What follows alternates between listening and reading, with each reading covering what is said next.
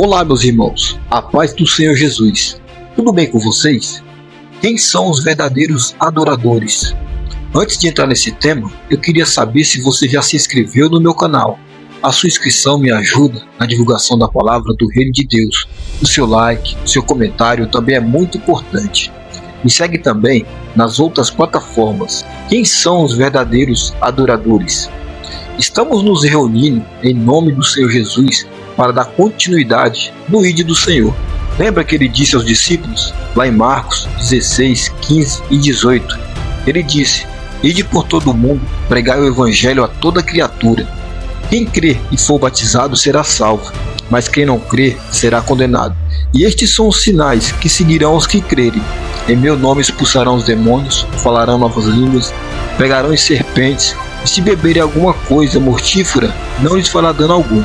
E porão as mãos sobre os enfermos e sararão. Você sabia que esse chamado serve tanto para mim quanto para você também? Sim, a partir do momento que a gente recebe o chamado de Jesus na nossa vida e começa a se aprofundar nos ensinos de Jesus, automaticamente temos acesso ao mundo espiritual. E o maior interesse de Jesus é nos ensinar sobre as maravilhas que estão ocultas em nosso entendimento. O ID de Jesus é para todos aqueles que têm interesse por seus ensinos. Além de nos chamar para trabalhar junto com Ele, Jesus ainda nos garante a proteção das coisas que poderia nos prejudicar. No verso 16, ele garante que aquele que crê terá garantia de salvação, mas aquele que não creu, infelizmente, será condenado.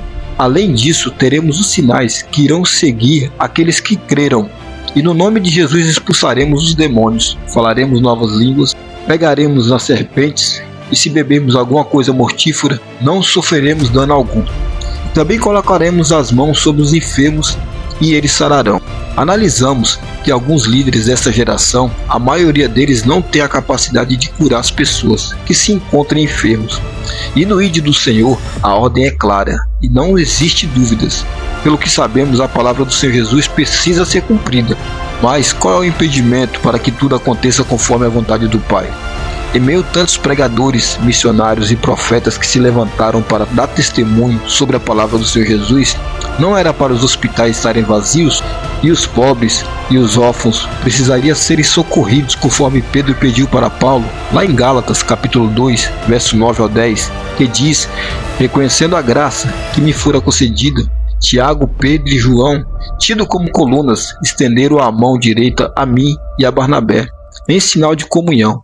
Eles concordaram em que devíamos nos dirigir aos gentios, e eles, aos circuncisos, somente pediram que nós lembrássemos dos pobres, o que me esforcei para fazer. E lemos que Paulo se atentou e se preocupou referente a isso, cuidou dos pobres em sua jornada. Uma minoria trabalha para permanecer no fundamento do Evangelho, e a maioria estão levando os que procuram a riqueza da terra em forma de salvação. Mas sabemos que a nossa salvação é Cristo, e não o ouro nem a prata. A adoração para o Criador foi desviada. Agora procuram um Deus que, ao invés de salvação, oferece riquezas materiais. O coração do filho endureceu para o pai, e nem mesmo o irmão pode mais dar conselhos, pois qualquer palavra amorosa traz cólera sobre seus irmãos. É difícil saber onde está o verdadeiro evangelho, mas para aquele que busca, ele está no coração dos verdadeiros adoradores, aqueles que adoram e buscam em espírito e em verdade. E no livro de João, capítulo 4, verso 1 em diante, Jesus se apresenta para uma mulher de Samaria, que ia tirar água do poço. Sabe, meus irmãos, essa passagem me faz pensar de como era a vida de Jesus aqui na terra, como era difícil anunciar o evangelho naquele tempo. Então aqui eu já compreendo o trabalhar do Pai na vida de Jesus, e essa história eu compreendo esta revelação, e quem é o verdadeiro Deus que tem se manifestado entre nós, pois o Senhor Jesus, mesmo agindo por amor de seus rebanhos, foi morto como malfeitor por eles mesmos. Mesmo assim, o Senhor não lhes imputou pecado, antes pediu que o Pai lhe perdoasse. Que amor, que imagem, que semelhança perfeita do nosso Pai. Que caráter teve Jesus na hora de representar o Pai que estás no céu. Então, continuando aqui na história da mulher de Samaria, que também estava na busca de água em um poço e acabou tendo um encontro com Jesus, no livro de João, capítulo 4, verso 1 ao 18, os discípulos João nos escreveu dizendo no verso 6: Havia ali o poço de Jacó. Observem só, o poço era de Jacó. Jesus, cansado da viagem, sentou-se à beira do poço. Isso se deu por volta do meio-dia. Nisso veio uma mulher samaritana tirar água. Disse-lhe Jesus: dê-me um pouco de água. Os seus discípulos tinham ido à cidade comprar comida. A mulher samaritana lhe perguntou: como o Senhor, sendo judeu, pede a mim, uma mulher samaritana, água para beber? Pois os judeus não se dão bem com os samaritanos. Agora vamos refletir nessa revelação. O que acontece com os judeus e os samaritanos? Eles não se dão bem? Mesmo antes da divisão do reino de Israel, já havia alguma rivalidade entre as tribos de israelitas, mas conforme foi dito, a divisão de Israel em dois reinos e a posterior queda de Samaria, que começou numa divisão habitantes, foi o ponto da partida do ódio entre judeus e samaritanos, que se estendeu pelos séculos seguintes. Nesse sentido, podemos indicar alguns fatores que ajudam a explicar por que os judeus não se davam com os samaritanos. Podemos dizer que os judeus não se davam com os samaritanos por causa da sua mistura com os outros povos. Os judeus consideravam que os samaritanos não tinham sangue puro, eram israelitas que se misturaram com outros povos. Quando a Assíria tomou Samaria, o rei Assírio deportou muitos israelitas para outras terras de seu império e também importou pessoas de outros povos subjugados pela Assíria para viver em Samaria. Os israelitas continuaram vivendo em Samaria, acabaram se misturando com estrangeiros e assimilando os costumes desses povos. Então, principalmente através do casamento entre israelitas e estrangeiros, um povo místico foi sendo formado em Samaria.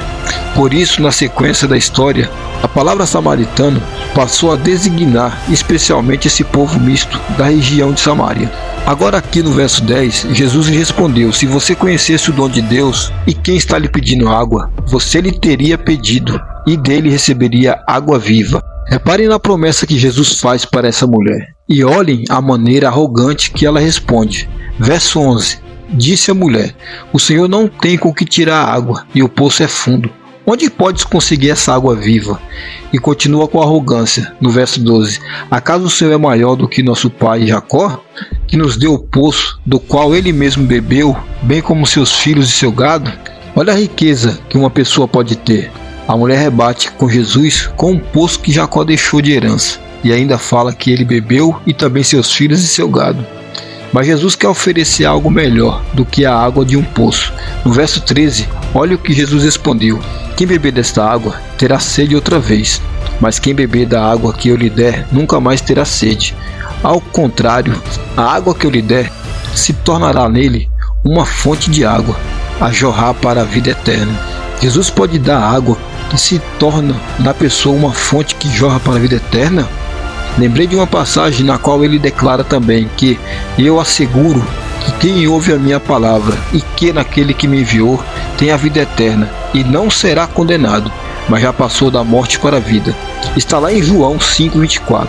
Então, meus irmãos, observem comigo nessa passagem. Existe algo melhor para a nossa vida, mas não está aqui nesta vida terrena. A mulher queria tirar a água do poço para beber e levar para sua família, mas ela acabou levando foi salvação para um povoado inteiro. E uma coisa importante de se dizer é que aquilo que Jesus promete, ele cumpre em nossas vidas. Mas a mulher ainda continua desacreditando das palavras de Jesus. Olha a arrogância dela no capítulo 15. A mulher lhe disse: Senhor, dê-me desta água para que eu não tenha mais sede, nem preciso voltar aqui para tirar água. E ele lhe disse: vá, chame seu marido e volte. Não tenho marido, respondeu ela. Disse-lhe Jesus: você falou corretamente, dizendo que não tem marido. De fato é que você já teve 5, e o homem com quem agora vive não é seu marido. O que você acabou de dizer é verdade. Irmãos, Jesus foi no íntimo mais profundo da mulher. Olha o que Paulo escreveu para os Hebreus no capítulo 4, verso 12 e 13. Pois a palavra de Deus é viva e eficaz, e mais afiada que qualquer espada de 2 gumes.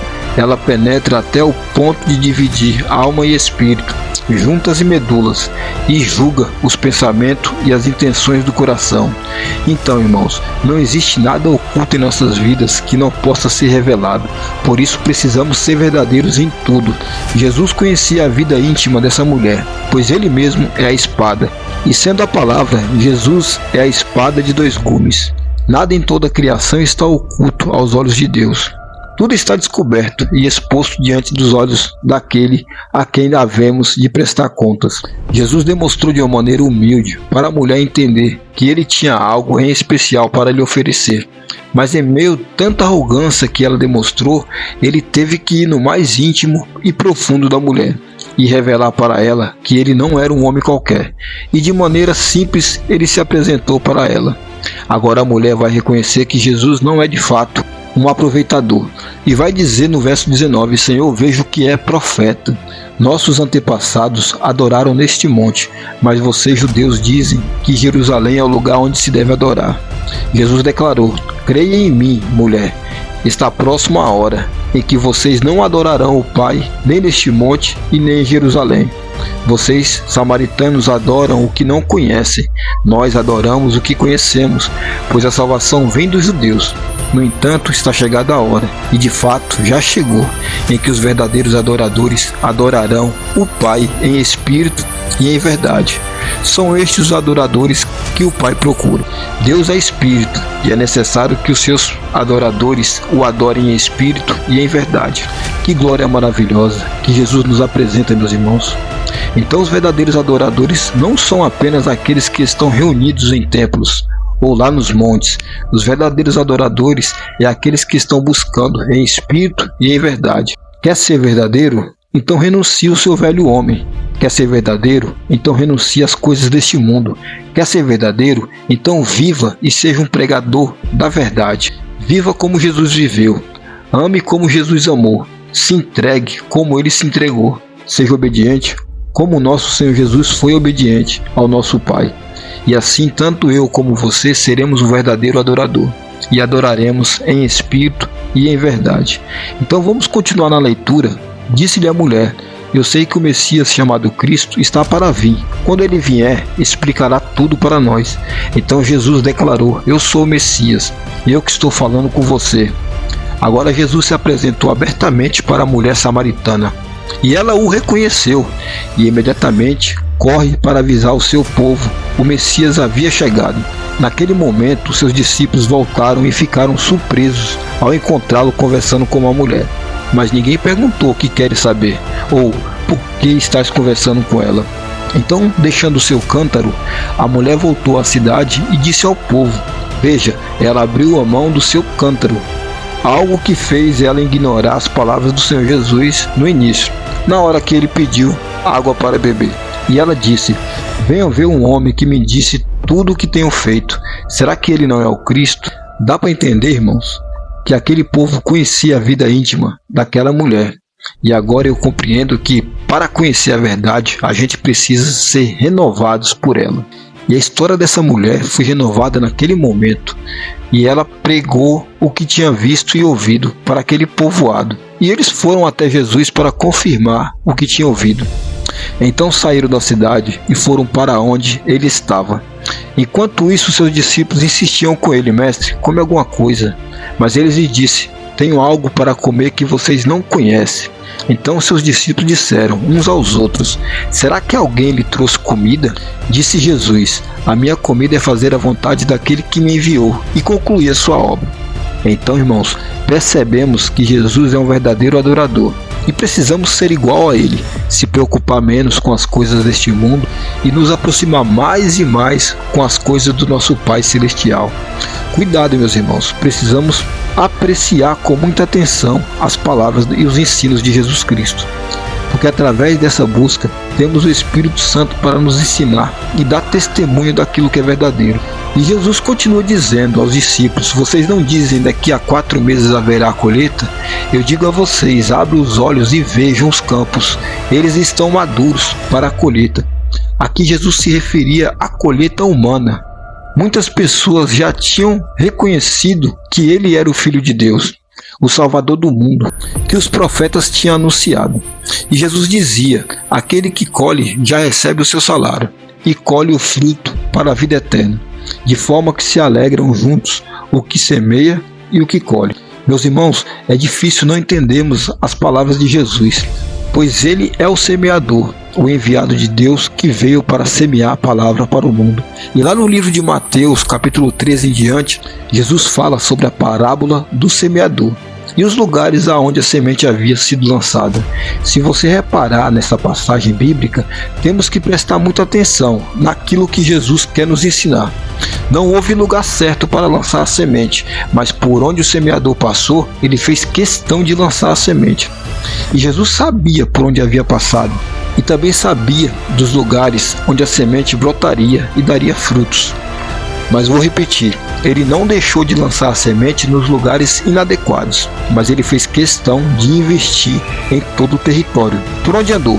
E uma parte da semente caiu junto ao caminho, outra parte caiu em pedregais, outra caiu entre espinhos e outra caiu em boa terra. Quem tem ouvidos para ouvir, ouça. Neste texto bíblico, eu percebo que devo permanecer firme na pregação do Evangelho do Reino de Deus. Vejo que lançar a semente é fácil, mas não adianta apenas jogar ela de qualquer maneira e deixar por lá, pois quando plantamos algum tipo de vegetal, precisamos zelar muito e ter bastante cuidado para que as pragas não destruam e nos cause algum tipo de prejuízo. Até porque Jesus, como semeador da palavra, lançou a semente, mas também convocou trabalhadores para ajudar na sua seara. Assim também é a palavra de Deus, ou seja, a semente citada por Jesus. Não adianta apenas lançar a semente, precisamos cuidar, zelar e investir profundamente, pois toda vez que pregamos a palavra de Deus, o inimigo tem se levantado para que essa semente não cresça e nem dê seus frutos. Percebemos isso quando falamos das revelações que a nós foi confiada pelo Evangelho e o testemunho de Cristo. Pois quando o semeador começa a lançar as sementes, ele não escolhe lugar, mas por onde ele passa, ele lança sua semente, com a esperança de colher seus frutos. Jesus lançou a palavra de Deus sobre todos os corações. Ele não fez acepção de pessoas, mas deu a oportunidade de cada um conhecer a bondade, a misericórdia e o amor de Deus. Então, meus irmãos, vamos permanecer em Jesus Cristo, o caminho que nos leva a Deus. Ele já lançou a semente sobre cada um de nós. Agora estamos recebendo o chamado da parte de Deus para cultivarmos a plantação do reino de Deus. E essa obra depende de cada um de nós. Mas talvez você se pergunte, mas como cuidaremos desta seara? E como me preparar na hora de vigiar para que o inimigo não destrua a semente lançada sobre os corações da seara do Senhor? Resposta simples: a maneira de cuidar da seara do nosso Senhor Jesus Cristo é orando e se consagrando, aconselhando, guiando pelo caminho da verdade e amando da mesma maneira que Jesus nos amou. E se você ainda se encontra com dificuldades para cuidar daqueles que Jesus enviar até você, pega a sua Bíblia, abre o livro de João, capítulo 17, versículo 6 e leia até o final. E peça para que o Espírito Santo que te dê entendimento. E já finalizando o nosso vídeo de hoje, aqui no versículo 37, Jesus finaliza dizendo: assim é verdadeiro ditado, um semeia e outro colhe. E eu vos enviei para colherem o que vocês não cultivaram. Outros realizaram o trabalho árduo, e vocês vieram a usufruir do trabalho deles. Muitos samaritanos daquela cidade creram nele por causa do seguinte testemunho dado pela mulher: ele me disse tudo o que tenho feito. Assim, quando se aproximaram dele, os samaritanos insistiram em que ficasse com eles. E ele ficou 2 dias. E por causa da sua palavra, muitos outros creram. E disse a mulher: agora cremos não somente por causa do que você disse, pois nós mesmos o ouvimos e sabemos que este é realmente o Salvador do mundo. Então, fomos chamados para trabalhar em favor do reino de Deus. A mulher samaritana, ao ouvir de Jesus estas revelações, deu testemunho a respeito do que ele falou sobre sua vida particular. E isso lhe bastou para que ela lhe reconhecesse como Messias, anunciado pelos profetas. E ela foi correndo e anunciou para os seus vizinhos sobre o que havia acontecido. E todos foram ao encontro de Jesus e deram testemunho que o passado daquela mulher era verdadeiro. e concluíram que Jesus havia chegado.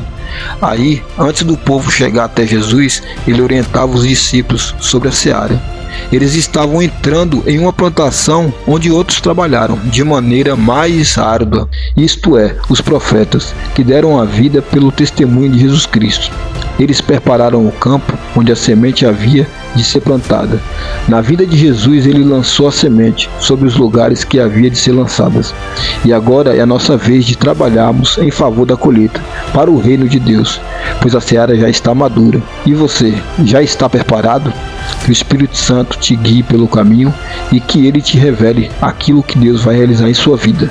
Seja um pregador da verdade, viva em espírito e em verdade. E vamos juntos anunciar o Evangelho da verdade. A paz do Senhor Jesus.